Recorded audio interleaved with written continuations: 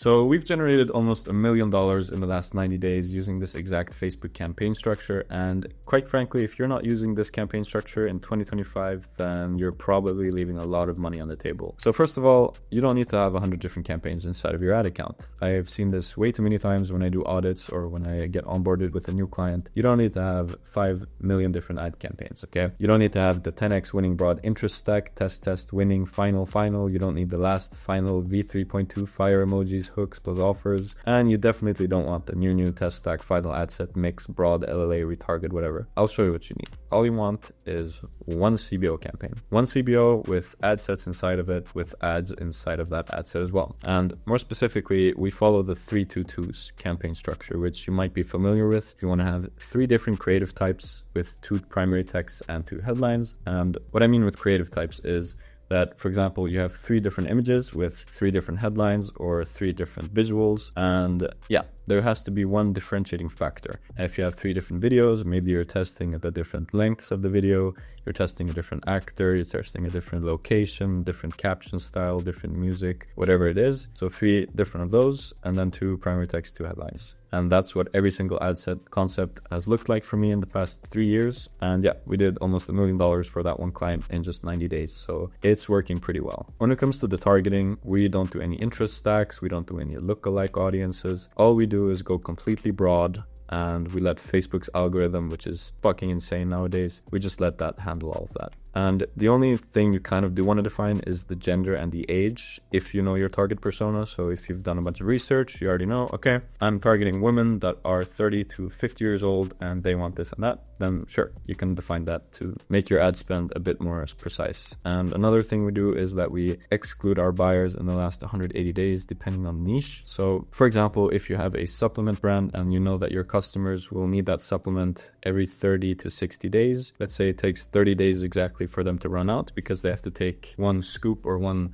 dose of it every day, then I would exclude buyers that have bought in the last 30 days, because if they only bought one batch, then after 30 days they'll have run out and your ads will start flowing again, and then they'll buy again, and the same thing happens again, right? And if you have Shopify Plus, if you have a niche where you don't really care about return buyers, all you want is to have one-time buyers, maybe it's a little bit more high ticket, whatever. With Plus, then you get access to Shopify audiences, and there they have a audience that you can export to Facebook ads, where it's basically anybody that's ever bought ever, matched from your customer list to Facebook. Now, of course, there's going to be some that aren't mapped, but mostly I think like 99% of them are mapped. And yeah, you're never going to reach the same person again, essentially, which is very effective if that's the case for you. And most importantly, no Advantage Plus. I hate that. I don't want Facebook forcing it on us. I know they have been making a few improvements on it, but personally, I haven't seen anything. I only use this when I do sales like Black Friday or the 4th of July or anything like that. But generally, you just want to use classic targeting and you don't want to use Advantage Plus. So just to show you what this looks like in a real life example, in the last 30 days, we've spent $116,000 on this client's ad account. We have a daily budget of $4,000 and we get 3,700 purchases with that in 30 days. And this is the campaign level. As you can see, there is no fire emoji, retargeting, LLA, stack, or anything like that. There's just one campaign doing all of the work.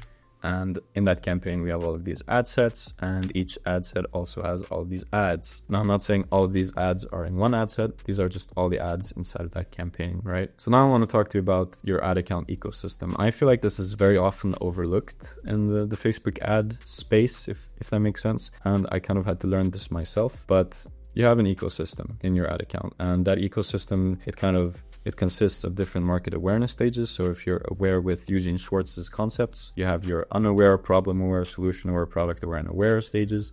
And if you're not targeting all of them, then you don't really have an ecosystem. You don't have people flowing through your funnel, flowing through your top of funnel, middle of funnel, bottom funnel, and then it's going to give you a hard time to scale, because if you're lacking in any of these stages, then it's going to have different effects. And then that's what I'm going to talk about now. And then I'm going to also show you what an actual ecosystem looks like in an example. So just real quick, in your top of funnel, you're unaware and you're problem aware. Your pipeline will dry up. No new people entering the ecosystem means long-term decline in volume, spend, and scale. And with problem where you'll miss out on emotionally primed buyers. These people feel pain.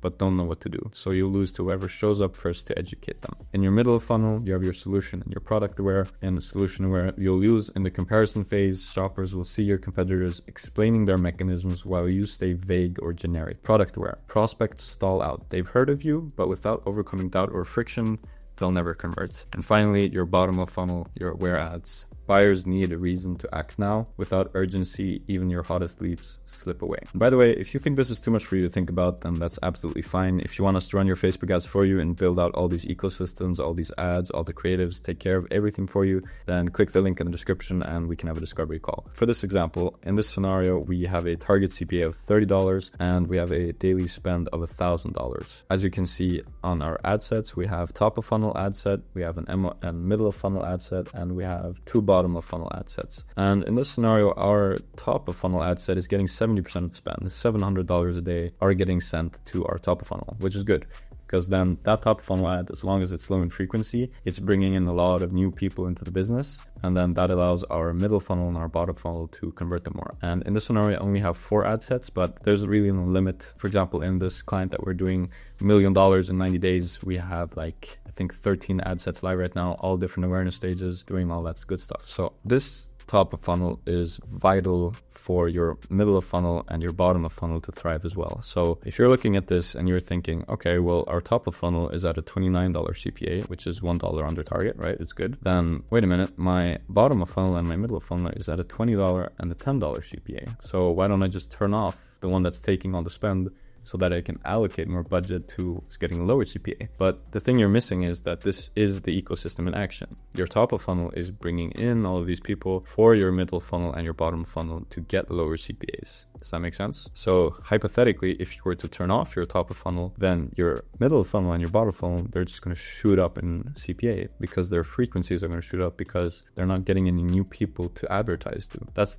the job of your top of funnel. Maybe even your middle funnel a little bit, but mostly your top of funnel is what's bringing in all of these new people. So in this scenario where our TOF is spending 70% of our budget and our bottom of funnel and middle of funnel are kind of only contributing with 20%, that's absolutely fine because at scale that keeps working. I hope that makes sense. And on the right side, you can see this is kind of just an example of some of my ads could look like. For example, in the top of funnel, I have this would be a length test. So testing the ads at different lengths. That's what I like to do in the beginning usually, because sometimes the shorter it is, the better it works. The longer it is, the better it works, whatever. So the 33-second one got 650 out of the 700. That's a lot. So what I usually do is I turn off the other two variations and I let Facebook fully spend on the one that's working. You don't have to do that. I like to do it maybe after 2 to 3 weeks of data, so I'm completely sure that that variation is the winner. And then we can talk about that in another video, but then to further iterate on that winner, I would take this 33-second one and I'd maybe change out the actor, change out the environment, change out the caption, maybe tweak the script a little bit, whatever it is, and just try to refine it a bit more. So this was kind of just an example of what a good ad ecosystem looks like, and that's absolutely fine. A good tip is to always try to label your ad sets if they're top of funnel, middle, or bottom, or what awareness stage you're targeting, and then you'll have kind of a good overview of what's going on in your account, and you can see where you need to spend more time and strengthen some of this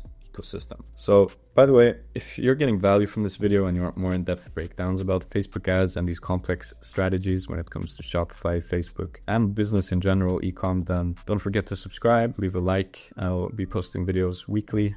And let's move on. So now let's talk about when you would want to have multiple campaigns. So one of the best examples is if you have 2 different audiences that you're targeting, 2 different countries, the US and Sweden, for example, then obviously I'm going to have different campaigns for that, 2 different CBOs, completely different types of people, very different algorithms for both of them. So I'll have 1 campaign per country. And another good one is male product versus female product. So for example, if you're selling male t-shirts and female pants or whatever, then obviously you're going to have different campaigns for these different target personas. And another one is if you have different products in your business that have very different buyer personas. So I'm saying, like, let's say you have something that's more suitable for a 20 to 30 year old, and then you have another product that's for a 70 to 80 year old, obviously.